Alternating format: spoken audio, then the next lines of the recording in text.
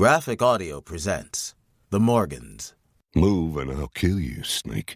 Frank Morgan was a big man, tall and broad-shouldered, but his face was weathered, and considerable gray streaked the dark hair under his brown Stetson. He had the look of an old saddle tramp who had been riding the grub lines for more than 30 years. Actually, it had been more than 35 years since Frank Morgan had come home to Texas following the Civil War, and his restless nature had led some to call him the Drifter. He had seen all there was to see of the West, from below the Rio Grande all the way up to the snowy wastes of Alaska, from the vast, slow-moving waters of the Mississippi to the pounding waves of the Pacific under rocky, tree-topped cliffs.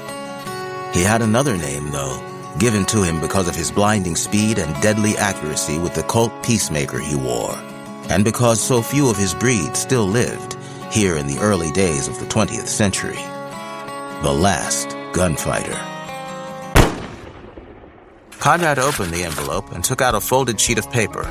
He spread it out and read the message written on it in pen and ink in an excellent script. Your father, Frank Morgan, is my prisoner, and his life is in my hands. If you would save him, you must bring in person $250,000 in cash to the village of Saguaro Springs in Arizona Territory. This is very serious, and you must do as I have told you if you wish to ever see your father alive again. I'm not taking the money to Saguaro Springs. I want you to gather the cash and make arrangements to have it delivered there in 10 days' time if you haven't heard from me before then. I don't understand.